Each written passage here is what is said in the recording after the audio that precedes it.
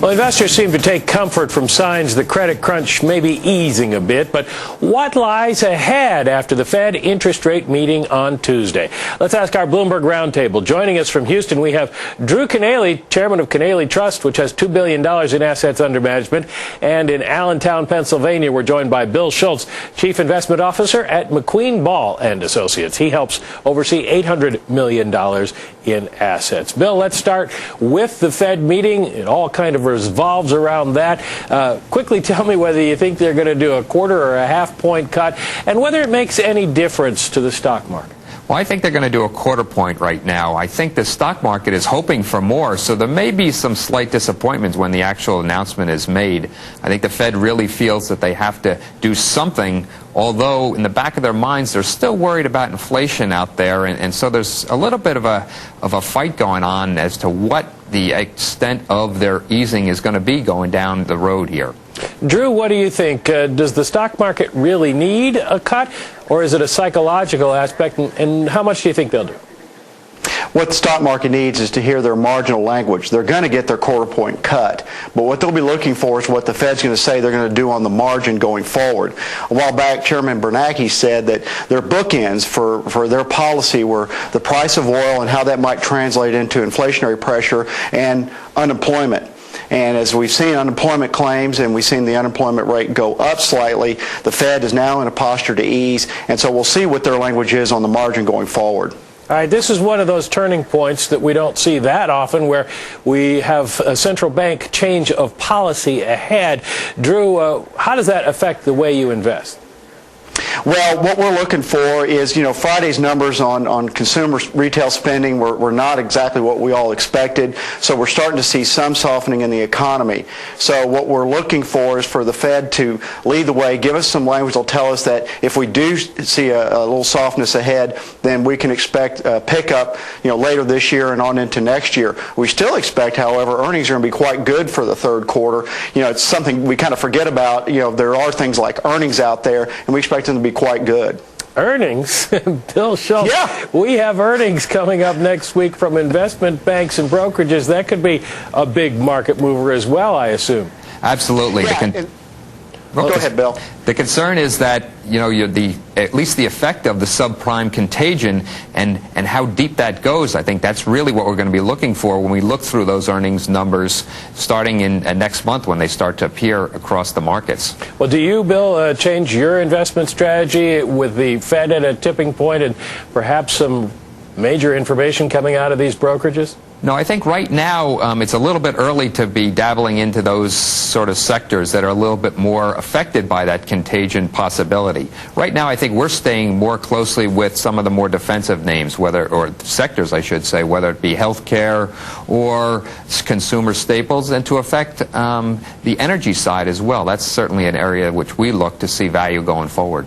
Well, Drew, you got to like energy, being from Houston, and we have oil prices around $80. Is that going to continue, and is that still bullish for the energy companies, or have too many people bought into them already? No, energy companies are still in good shape. I mean, they're really trading them these days. If you look at the valuations like cyclical stocks, I mean, we're talking about 10 and 12 PE ratios, and it'd be interesting to calculate what they are trading on cash flow. But it's also interesting to note that, yeah, we're at $80 a barrel, but if you look at the price at the pump, it really hasn't moved that much. So the consumer's experience is not all that, restrictive in terms of cost. So the energy stocks look very favorable to us, especially in the service sector. Are you defensive as Bill is?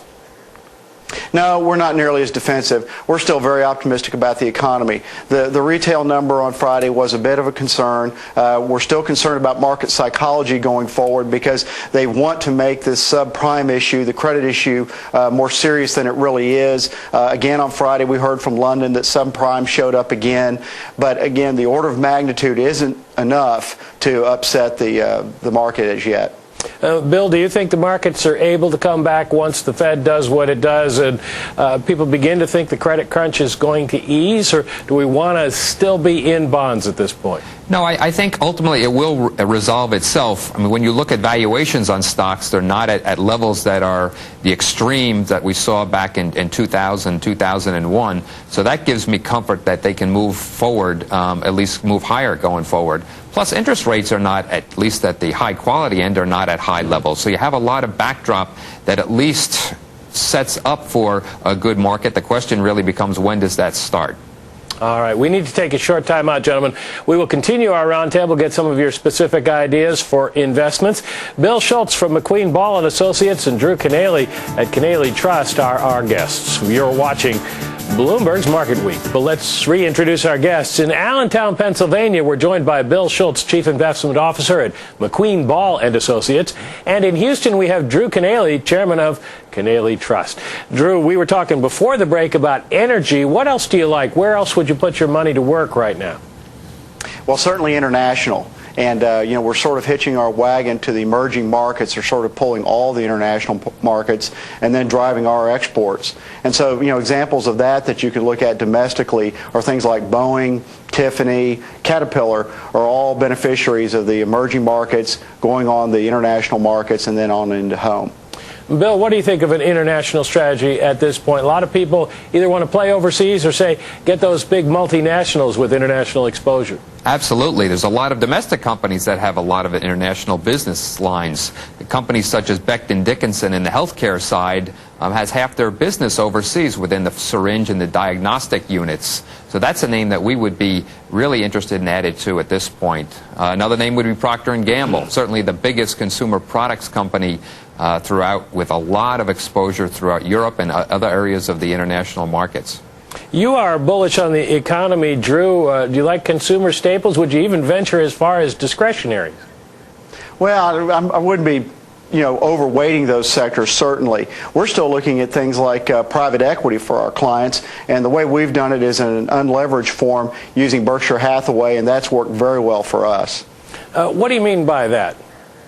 Well, if you look at the recent IPOs of some of the private equity firms, they have not done so well, and we believe you can trace that back to the fact that they've used a lot of leverage. Whereas at a Berkshire Hathaway, there's no leverage involved. They're paying cash for these investments. They have a pretty good track record over there.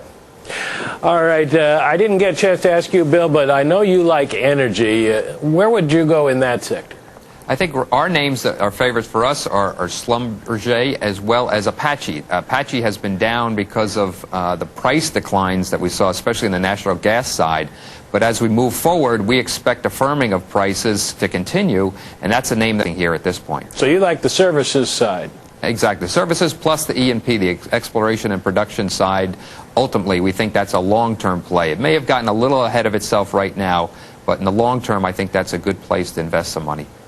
Drew, Bill mentioned healthcare. You have anything in that sector that you're in particularly like?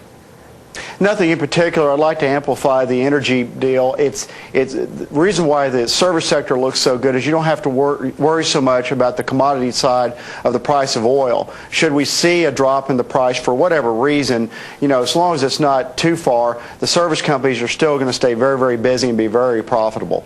All right, let me ask you both, because we have their earnings coming up this week. Financials. Bill, do you think there's anything in that sector at this point that you would be interested in, or is it way too early? I think it's too early for that sector. There's certainly, once we roll out a little more of this credit issue, I think there's going to be tremendous value within the financial side, but I think it's a little too early for those stocks right here. Drew? Well, what's going to happen is the market's certainly not optimistic about what they're going to be reporting next week. So anything that exceeds that pessimism, okay, pessimism is probably at 100% in those stocks right now. So anything that they come out that remotely looks good is probably going to cause them to pop and the overall market sentiment to swing a little bit. All right, 15 seconds each, very quickly. Drew, tell me, what do you think the stock market, where do you think it's going to be at the end of the year?